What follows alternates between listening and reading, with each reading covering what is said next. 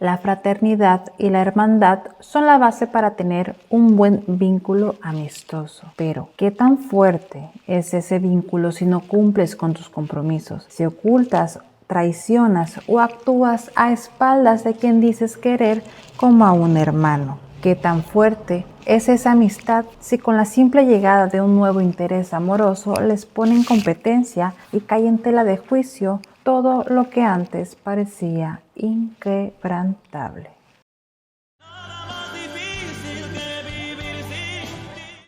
Película mexicana del 2001 dirigida por Alfonso Cuarón, que se presentó en la sección oficial del Festival Internacional de Cine de Venecia.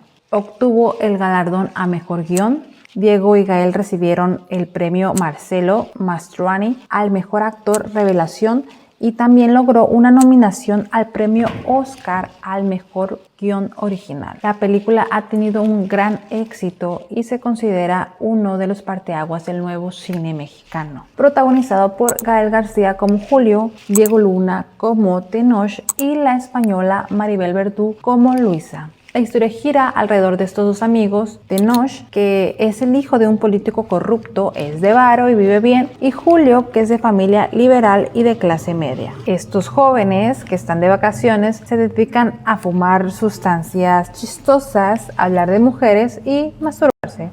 Pero esta dinámica de amigos es interrumpida cuando llega Luisa a sus vidas, la esposa de un primo de Tenoch, a quien la conocen en una boda. En esta boda, para impresionar a Luisa, se inventan la historia de que van a ir a una playa llamada Boca del Cielo para invitarla con ellos. Estos dos amigos dan por hecho de que no van a ir y omiten por completo su viaje. Pero Luisa, después de un fuerte impacto en su vida, decide ir con ellos al viaje a la playa que ella no sabe que es inventado. De esta manera, este par comienza a armar todo para este viaje sin saber que este cambiaría su vida por completo. El viaje en auto va a ser fundamental para conocer a estos personajes, pues en él nos irán contando sus sueños, metas, intereses o historias que han vivido, tanto personales como los lazos que han fortalecido esta amistad. Durante este viaje observaremos el vínculo tan fuerte que existe entre estas dos personas, pero también analizaremos las cosas desde el punto de vista de Luisa, que lleva su propia historia y su propio objetivo en esta gran aventura. En el transcurso de este viaje, la película nos va a regalar paisajes hermosos de la naturaleza. Observaremos las diferentes costumbres y tradiciones de los pueblos por los que van pasando y terminaremos con unas vistas de la tan buscada playa dignas de un hermoso sueño, siendo este el destino final. Todo esto abrazado de mucha crítica social y la realidad política que se vivía en esos años, tomando como simples espectadores a nuestros personajes principales, como si se tratara de dos universos totalmente distintos y paralelos entre sí, que sería la historia principal de nuestros personajes y todo lo que sucede alrededor de ellos.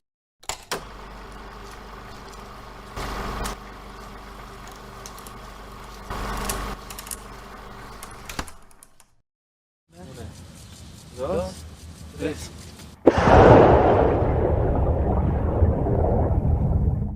La película comienza con un par de escenas de sexo de despedida, pues sus novias se van de viaje. En estos encuentros, Tenoch y Julio les prometen a sus novias no estar con nadie más, que las van a extrañar mucho, y Julio dice que no saldrá porque se sentirá raro salir sin ella. La despedida en el aeropuerto bastará para mostrarnos el tipo de relación que tienen con ellas. Pues, mientras a ellos les dicen que no se vayan, que les van a extrañar, entre ellos se dicen que ya los tienen aburridos y que qué bueno que ya se van. De regreso a casa de Tenoch se encuentran con el primer evento de crítica social que les menciono que ellos son simples espectadores. Un auto más que pasa al lado de la tragedia. En estas situaciones, nuestros protagonistas no dicen absolutamente nada, ni hacen comentario alguno, simplemente se quejan de lo que a ellos personalmente les afecta, que en este caso es el tráfico, mientras hablan de sus cosas y bromean. Pero para los detalles estará otra persona que nos va a acompañar durante toda la película para mostrarnos esas cositas. Un narrador omnisciente.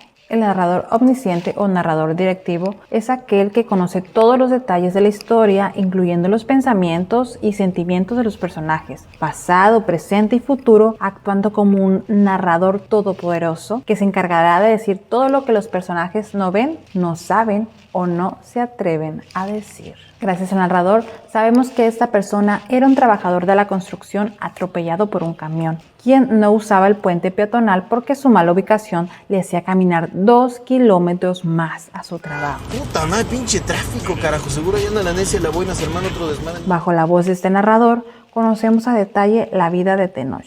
Observaremos su casa, su contexto social y les vemos fantasear con mujeres y contar sobre sus supuestas experiencias mientras fuman hierba con su amigo.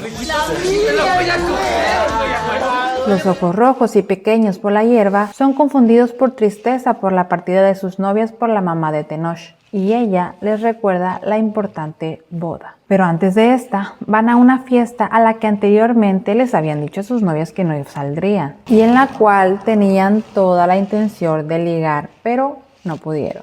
Una semana después fueron a una alberca que tenían para ellos solos, pues el padre de Tenoch es accionista de un club deportivo que los días lunes de cierre al público tiene libre acceso a ellos. Me ganaste por menos de 2 metros. No mames, mínimo 10, cabrón.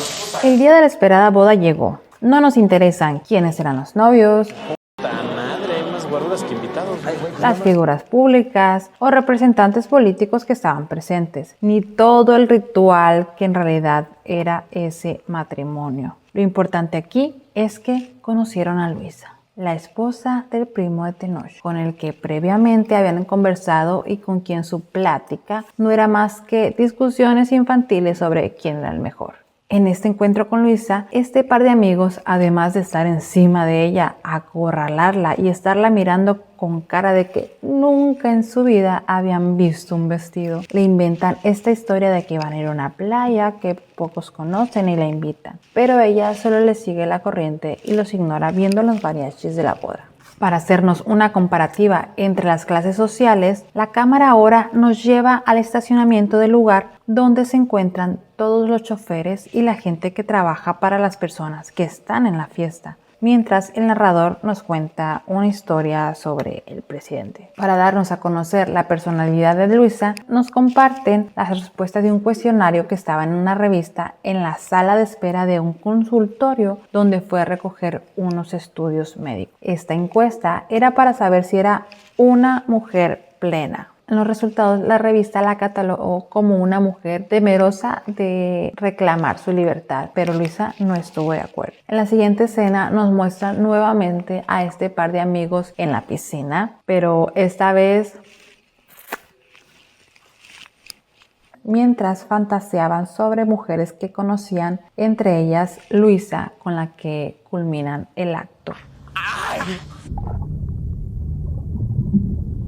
Y con esta escena me surge una duda, una genuina duda. Autocomplacerte con tu mejor amigo, ¿no es una actividad homoerótica? ¿O solo es que se tienen demasiada confianza?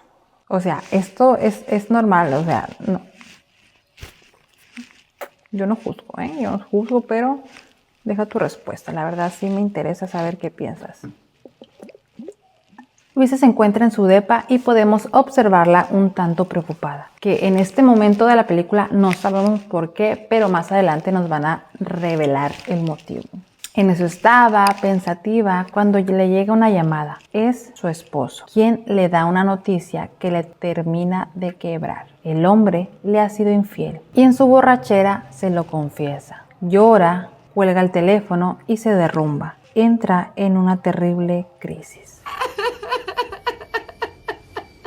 El teléfono suena en la casa de Tenoch. Vemos a través del recorrido que hace la trabajadora del hogar por la casa la inmensidad de esta residencia y parte de la gente que trabaja ahí. La casa es tan grande que podemos identificar por lo menos 3 o 4 teléfonos sonando al mismo tiempo. Llega con un plato de comida para él, que ni siquiera es capaz de levantarse para atender el teléfono. Esa trabajadora lo contesta y se lo pasa a Tenoch. Es Luisa, quien les pregunta si sigue en pie lo del viaje. Dudoso, porque en realidad era todo mentira, Tenoch le dice que sí, que pasan por ella en la tarde. Le llama a Julio y le explica que Luisa quiere ir a la playa, esa que se inventaron, y se ponen de acuerdo para conseguir un carro.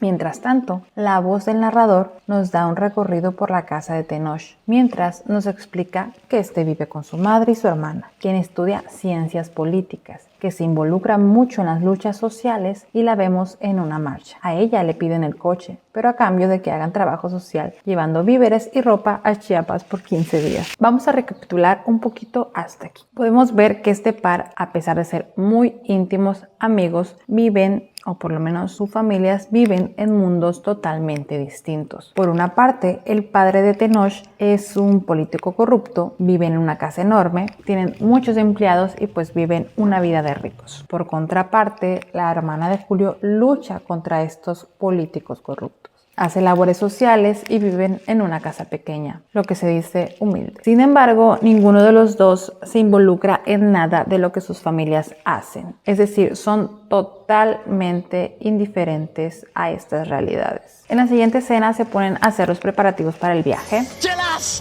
Y estas imágenes en el supermercado me encantan, me parecen súper divertidas y creo que son de suma importancia para saber un poco más de la relación que tienen entre ellos y la manera de ser de cada uno es de mis escenas favoritas. Contexto temporal es el 2001 y Google Maps no se lanza hasta el 2005. Así que en un mapa físico y con su amigo el mago Irano buscan una playa a la cual ir. Este está tan pacheco que apenas puede enfocarse en lo que sus amigos le piden. ¿De qué? Llegan por Luisa y ella baja. La cámara nos guía por las fotos, recuerdos con su esposo y todo lo que deja atrás para emprender esta aventura con este par de jóvenes desconocidos. Pero, ¿qué impulsó a Luisa a tomar esta decisión? ¿Qué les espera en el camino? ¿Por qué la amistad de estos dos es tan fuerte? ¿Tenéis un manifiesto? ¿En serio? Ay, contadme. No, no se puede. Por favor, Top no Lo secret. firmamos con Pero yo no se sangre. lo voy a decir a nadie. No, pero igual no de esta. El viaje comienza y con él una lucha por demostrar que son unos chingones y demostrar quién es el mejor y quedar bien con Luisa. En las primeras vueltas de rueda conoceremos un poco de la vida de Luisa. Sabremos sobre su pasado, que es odontóloga y le gusta viajar. El narrador nos cuenta cómo en ocasiones en reuniones con amigos de su esposo Jano, ella no se sentía integrada en sus reuniones de intelectuales o de temas que ella no sabía y que siempre tenía el impulso de exigirles que nombraran todos los dientes o hablar de ese tema en el que ella era experta. Pero pues nunca se atrevió. Ahora tocará el turno de los charolastras, que así hacen llamar a su club de amigos. Hablan sobre ellos, le explican sobre los otros integrantes de crew y sobre su vida, como el Sabas, el man del mapa, y pues en este momento saldrá a flote lo que para estos fieles amigos significa su manifiesto, que consiste en una serie de reglas que ellos mismos hicieron y juran seguir al pie de la letra, a los cuales debemos poner atención y son los siguientes. No hay honor más grande que ser un charolastra. Cada quien puede hacer de su culo un papalote. Pop mata poesía. Un toque al día, la llave de la alegría. Me gusta este en específico porque puedes poner lo que tú quieras y va a ser la llave de la alegría. Un trago de agua, la llave de la alegría. Un baile al día, la llave de la alegría. Lo que tú quieras. Inserte lo que a ti más te gusta y va a ser la llave de tu alegría. No te tirarás a la vieja de otro charolastra. Ojito. Puta que le vaya a la América. No sé, yo no puse las reglas. Que muera la moral y que viva la cheque. Prohibido casarse con una virgen. La neta chida, pero inalcanzable. O sea que la verdad está bien, pero es difícil de conseguir. Pierde la calidad de charolastra aquel que sea tan culero como para romper los 10 puntos anteriores. Y mientras esto pasa, lo de las reglas, la película nos regala imágenes de la carretera con gente transitando sus tradiciones, unos recién casados, la tradición de poner cruces donde hubo un accidente mortal y un camión que se entiende como un paseo en un ritual religioso. Durante este trayecto, el narrador nos relata cómo siguieron contando las historias que hacían que el vínculo entre estos dos amigos fuera más fuerte. Sin embargo, embargo, también se omitían ciertos detalles muy específicos que no tenían por qué saber el uno de otro. Detalles que, aunque insignificantes, nos dan a entender como espectadores que por más unidos que estén, siempre tenían cositas que escondían. Llega el momento de la primera parada. En esta se toca el tema de la infidelidad y de cómo ellos creen incapaces a sus novias de que les sean infieles en este viaje a Europa. Entonces Luisa les pregunta que si ellos han sido infieles a sus novias, a lo que responden que no, ellos muy fieles como debe ser. Ojito, que ella tampoco ha sido infiel, sin embargo su esposo a ella sí. Luisa les platica el por qué se enamoró de Jano y pues básicamente es porque tenían problemas y conflictos emocionales similares. Y esto me hace pensar cómo a veces nos relacionamos con gente que no nos aporta nada o incluso nos hace daño solo porque tenemos esa empatía o creemos tener una especie de conexión solamente porque hemos sufrido lo mismo o pasado por desgracias similares. Entre tanto, observamos el ambiente de esta primera parada, un restaurante humilde con señoras divirtiéndose y otras en la cocina. Una imagen muy tradicional. Llegan al hotel para pasar esa noche y siguen hablando de sus novios y de cómo en realidad ellas serían incapaces de tal acto de serles infieles. Sin embargo, hablan sobre redimir a Luisa porque a ella le fueron infiel y van a intentar espiarla. Pero las cosas no salen como en su cochambrosa mente, pues la pobre mujer está pasando por una crisis y lo que hacen simplemente es irse, pues no saben cómo lidiar con esta situación. Mientras tanto, Luisa llora desconsolada detrás de un cristal tan roto como ella. Bueno, pues el viaje continúa, siguen fumando hierba y Luisa les confrontó por haberla intentado espiar. Se echan la culpa uno al otro y toman una postura bastante inmadura, pero la verdad esperada de unos morros mecos de esa edad.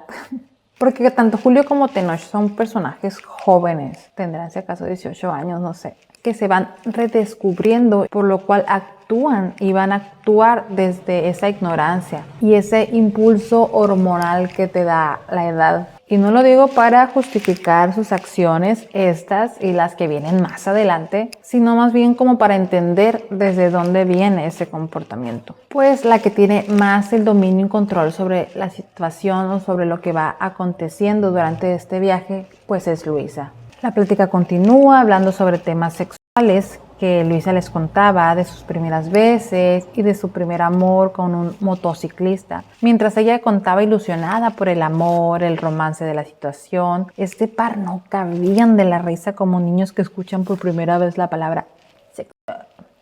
Y nos estaban platicando cuando Luisa cuenta el triste final de la historia que condujo a un luctuoso silencio. Se mató en la moto. Supongo que en ese momento se sintieron mal por todo el rato haberse estado riendo como tontos. El viaje avanza y sobre esta carretera el narrador nos cuenta una historia de un accidente en el que perdieron la vida 2 personas, uno de ellos un niño. Al final de esta historia nos muestran estas cruces en el camino, dando profundidad y realismo a este relato, conectando también con el accidente de carretera del difunto amor de Luisa.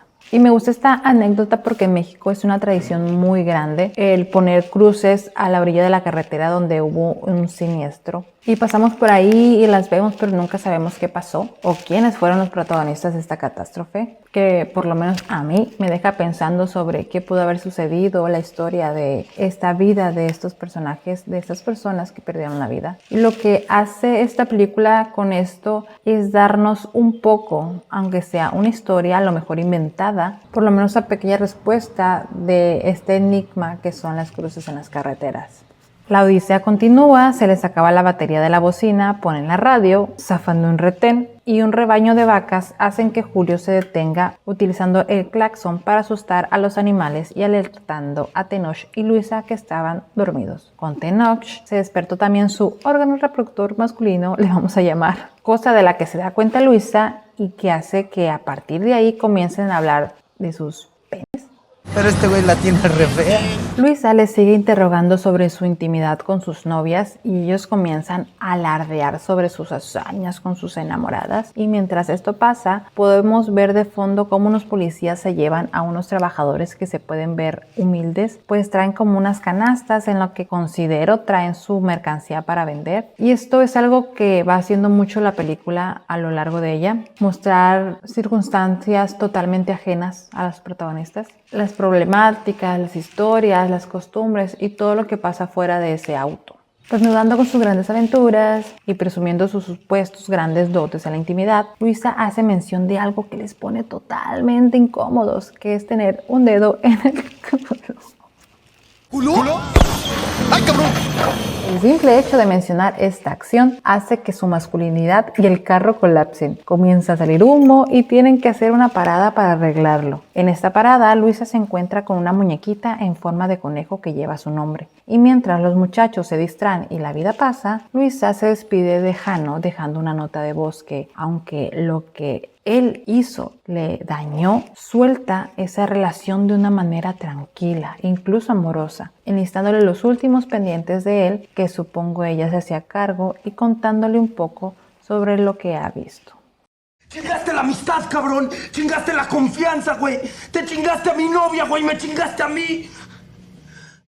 Este trío de aventureros se instalan en otro hotel. De igual manera, ellos en una habitación y ella en otra. Y es en este momento en el que se desencadena una escena en la que se pone el primer clavo del ataúd de su amistad. Julio se mete a bañar y le pide a Tenoch que busque shampoo. Luisa sigue en su crisis y Tenoch entra sin avisar. Se disculpa, Luisa le dice que no se preocupe, que pase mientras se quita las lágrimas. El joven le pregunta por el shampoo y en su respuesta le dice que se quite la toalla. Y aquí comienza uno de los acercamientos sexuales más incómodos que he visto. Tenoch se ve extasiado por la situación, se le nota su poca experiencia, que no sabe qué hacer y Luisa intenta guiarlo, pero es imposible. Y nos estaban haciendo el acto del pecado cuando Julio los ve. Sin saber lo que siente, se va a la alberca del hotel. El narrador relaciona el sentimiento indescriptible de Julio con una anécdota en la que cuando este muchacho era pequeño, encontró a su mamá con su padrino. Era el mismo dolor arriba de la boca del estómago. Tenoch va hacia él como si nada. Le propone una carrerita en la alberca. En esta carrera, Julio se percata que su amigo, la persona que está en constante competencia con él, se dejó ganar. Lo cual es extraño porque, de hecho, este viaje, desde que comenzó, ha sido una competencia por demostrar su hombría y su virilidad frente a Luisa. Han estado compitiendo por ella y por su atención desde que la conocen. Así que percibe una especie de culpa. Julio le dice que no tenía por qué dejarse ganar y lo que le dice a continuación va a marcar para siempre este vínculo. Lo que viste, me quedé tu novia. El narrador nos cuenta que ese dolor que sintió Tenoch en el estómago se comparaba a cuando una vez este joven de niño vio a su papá en un periódico mencionado en un fraude de maíz contaminado destinado a la gente pobre, cosa por la que se tuvieron que salir del país por meses, pero nunca cuestionó esa mudanza. Esta escena en la alberca les impacta tanto que a partir de aquí va a comenzar una guerra entre los dos para ver quién se puede hacer más daño.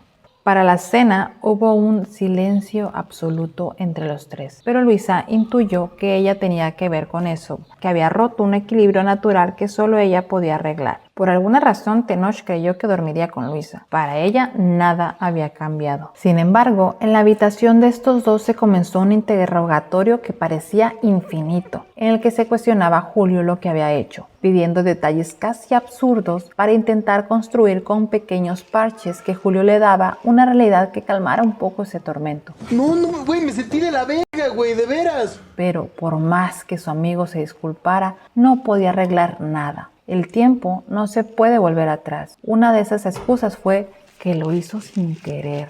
Sin querer, pendejo, le picas el ojo a una vieja, güey. No te la La camioneta está lista y el viaje continúa. La ratoncita de peluche, que se llama igual que Luisa, se fue con ellos, y este objeto es aprovechado para relatarnos la historia de la niña a la que perteneció, y nos cuenta que esta pequeña perdió la vida junto a sus padres intentando cruzar el desierto en búsqueda de una mejor vida. Rodando por la carretera, se toparon con un tumulto de gente que caminaba detrás de una carroza, una tradición de los pueblos que se realiza cuando alguien fallece, lo que la hizo reflexionar sobre su partida en este mundo, y en cuánto podría permanecer en la memoria de los demás luego de que ella ya no estuviera. Pero Luisa no quería ocupar su mente con pensamientos de muerte. El calor de la carretera les invade y, al igual que Tenoch, Julio se levanta con una erección, cosa que a la mujer excita. De primeras, Tenoch intenta marcar territorio, pero ella se sabe perfectamente propiedad de nadie. Además, quería emparejar las cosas. El molesto muchacho se orilla en cuanto puede y sale enfurecido. Julio intenta ir tras de él, pero se detiene seducido por los encantos de Luisa. Y mientras de lejos Tenoch fallidamente intenta ver en la camioneta, Luisa tiene el encuentro más incómodo, gracioso y probablemente el más rápido que haya tenido en toda su vida. Pero para Tenoch esto es un 2-1 ganando Julio.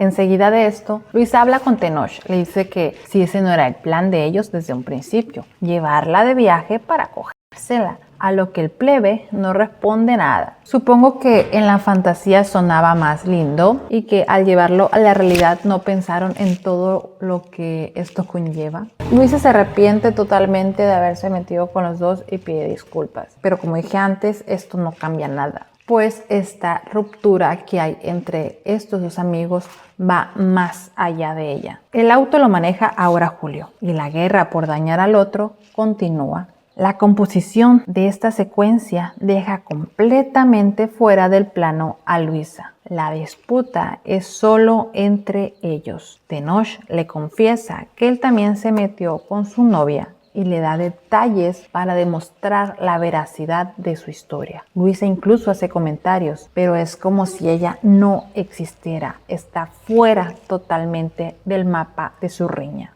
¿Qué tiene este pendejo? También se tiró a la mía, ¿no? Julio se enoja tanto que se baja del vehículo y reta al que un día fue su mejor amigo a pelear. A lo que este responde solo subiendo el vidrio, negándose a bajar y con insultos, cosa que le enfurece más. Y cuando Luisa quiere intervenir, le dicen que no se meta y la empuja, lo que hace que los mande a la fregada a los dos. Y el discurso que les dice antes de irse se me hace tan preciso, resume todo hasta aquí y no tiene desperdicio alguno. Escuchen.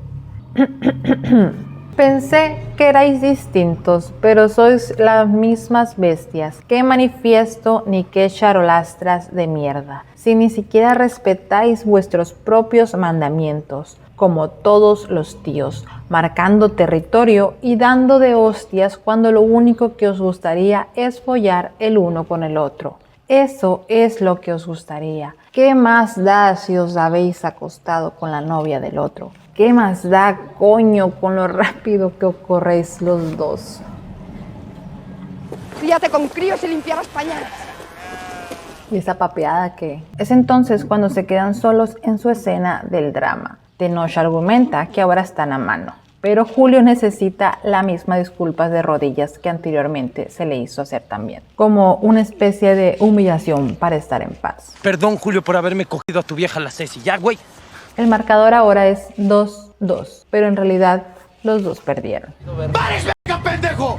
Me encanta la actuación de los tres en esta parte de la película. Se me hace tan real, tan intensa, te contagia de lo que los personajes están sintiendo. Grandes, Gael García, Diego Luna y Maribel Verdú, la verdad. El caso es que siguen a Luisa. Le dicen que ya no van a pelear y la convencen de seguir con el viaje. Ella acepta, pero les advierte que todo será bajo sus condiciones, que a la primera se iría y pone sus propias reglas. Dice hacer su propio manifiesto con 10 reglas, entre ellas está que la dejen en paz, tomar el sol desnuda en la playa a gusto, que no va a coger con ninguno de los dos, que no quiere escuchar nada de sus pobres novias y que se callen la boca lo más que puedan. Y ahora voy a poner yo mis reglas. Sí, claro que sí. Ahora voy a poner yo mi manifiesto. Voy a tener mi manifiesto. Sí. Está bien. ¿Te has pasado un huevo, Julio? La noche cae en carretera. No sabían exactamente cómo llegar a este destino desconocido, así que Deciden dar vuelta en una calle de terracería. El carro se atora y asumen quedarse ahí esa noche. Era un miedo que nada tenía que ver con la oscuridad o con lo que la rodeaba. El ardiente sol les deslumbra la mañana. Luisa se levanta para descubrir el tan hermoso paisaje que se encontraba frente a ella. Toda la peripecia por la que había pasado hasta aquí había valido la pena. Bajan las cosas del carro, se instalan, ponen la casita de campaña y se deciden en disfrutar la playa, cada quien por su lado. Tenoch nada, Luisa disfruta plácidamente de su desnudez y el sol, y Julio se toma una cerveza tranquilo y solo en la orilla. En eso estaban cuando una familia dedicada a la pesca les encuentra y el padre les ofrece un paseo por las playas al día siguiente por una cantidad baratísima que incluía la comida. La película nos regala esos paisajes preciosos de la playa al atardecer y de la inmensidad del mar, mientras les llevan a dar este paseo en Panga, donde descubren que sí existe una playa que se llama así. ¡Es la boca del cielo! ¡Qué chido, La que creían que se habían inventado, lo que les vuelve a unir en una mirada de asombro por unos segundos. La convivencia con esta familia les vuelve a unir, sobre todo con el pescador, quien invita a Julio a acercarse a su carnal, como él lo llama. Luisa disfruta de los niños y los jóvenes se ponen a jugar fútbol con el pescador, quien con su pasión y disfrute por la vida les hace reír en complicidad.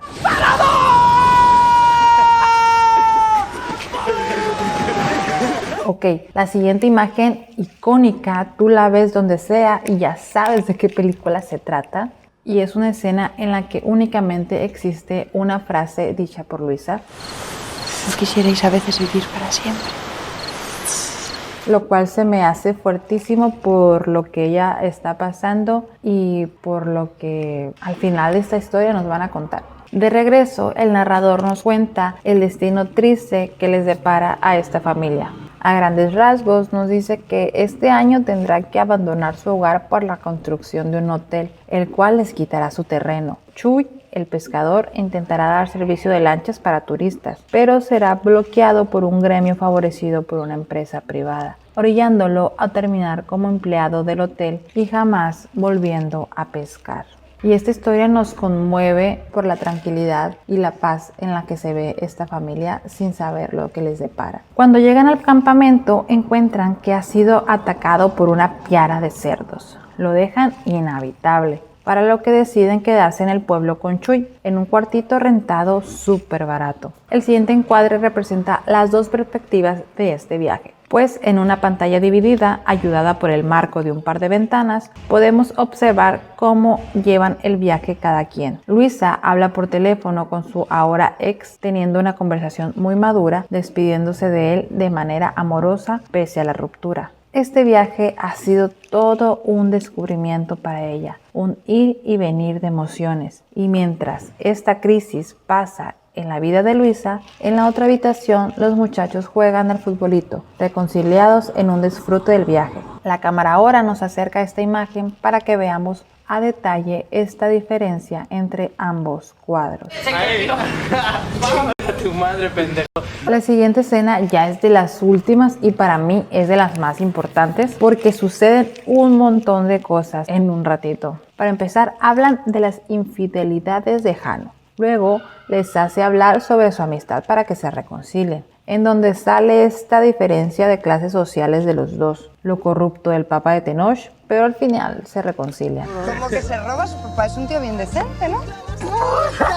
También Luisa propone un brindis por México, por lo lindo que es y no sé cuánto. Hablando claro desde su posición de turista, porque como sabemos, México para los turistas es un paraíso, pero una realidad muy distinta para las personas que vivimos aquí. Y la película nos lo ha venido demostrando durante todo este trayecto, ya sea con estos pequeños avistamientos al exterior y con la voz en off del narrador. El hecho también de que los protagonistas tengan apellidos relacionados con los personajes de la historia mexicana no creo que sea una coincidencia. No me parece una siempre arbitrariedad. Como Tenoch Iturbide, Agustín Iturbide, Julio Zapata, Emiliano Zapata y Luisa Cortés, Hernán Cortés, conquistador español, pero me gustaría saber tu opinión sobre la relación de estos personajes y su apellido con la relación con la película. No sé tú qué puedes observar ahí al respecto, la verdad me interesa saber qué opinas de esto. Pero para esta parte final vamos a dejar de lado todas estas cosas de movimientos sociales, políticos y realidades que suceden en el exterior y nos vamos a enfocar únicamente en lo que pasa entre ellos tres. Únicamente lo que pasa en este trío amoroso. Tenoch comienza todo preguntando a Luisa que sí, quién coge mejor de los dos. Y ella se le caga de risa en su cara, a lo que procede a imitar a Tenoch y el otro se ríe. La competencia continúa, que quién se vino más luego, que no sé qué, hasta que Luisa les dice en serio que tienen que trabajar en eso. Estos plebes, como unos adolescentes que son, pues risa y risa, no se toman nada en serio. Luisa les intenta guiar, explicar y les enseña la palabra clítoris. Un aplauso al clítoris.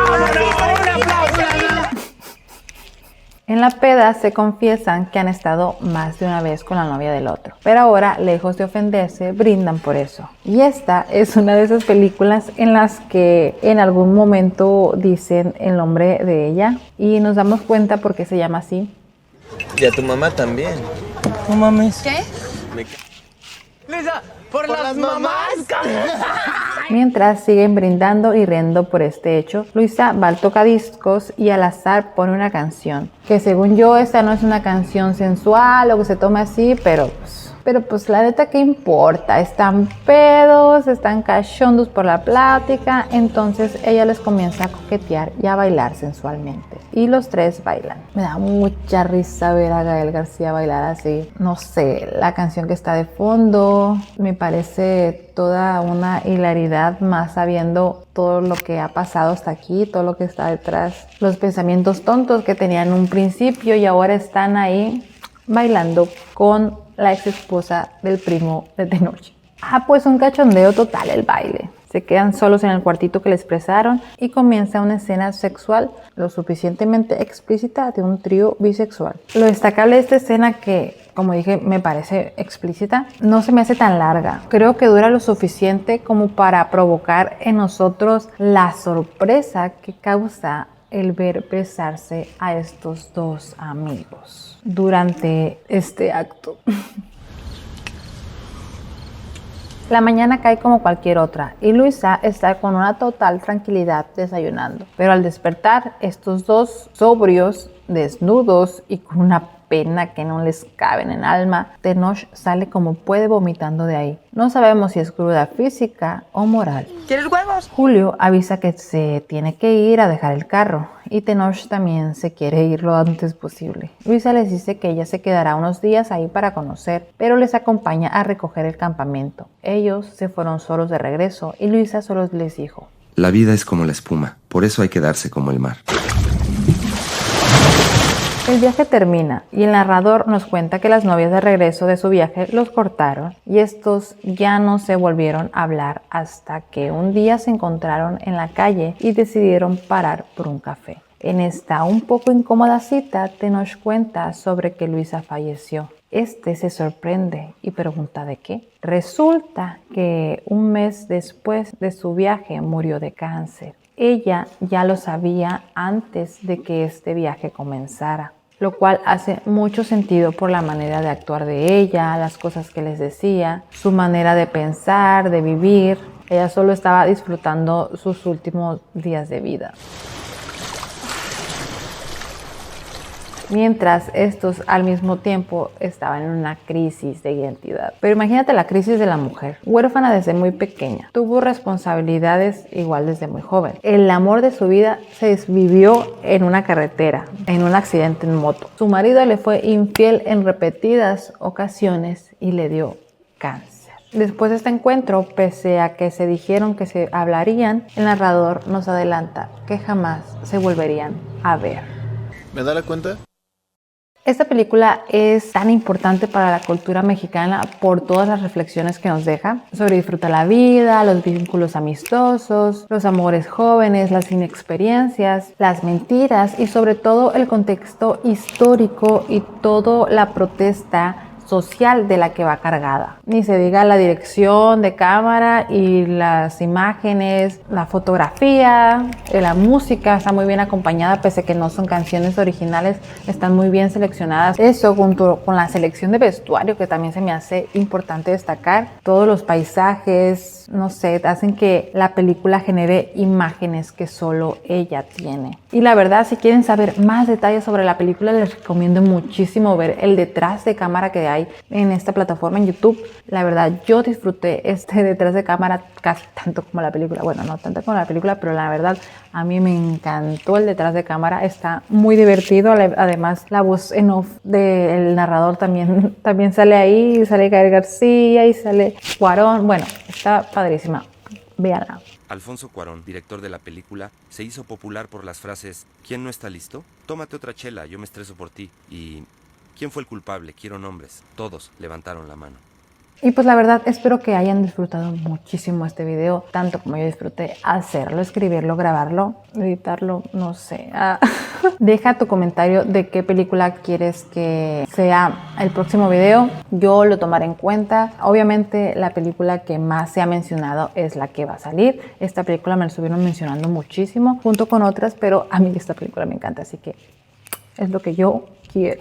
Y junto a tu comentario deja el emoji de la ola y un carrito. Y esa es la clave de este video para saber que viste hasta el final. Y pues nada, muchas gracias por compartir, por estar aquí, por like, suscribirse, todo eso. Y gracias a los miembros, por fin tenemos miembros. Les voy a dejar los créditos de los miembros también. Mis redes sociales abajo, like, compartir, ya saben. Por favor, háganse miembros. Está bien barato, por favor, para que tenga yo más videos más frecuentemente. Dicen, ay, a esta película, ay, graba más videos, te tardas 3 meses en hacer uno. Pues es que no te haces miembro, mi amor. 30 pesos, ¿qué te pasa? También tú, pues. Bueno, gracias. Besitos en el yoyopo. Bye. No hay nada más difícil que vivir sin ti. Sufriendo en la espera de verte llegar.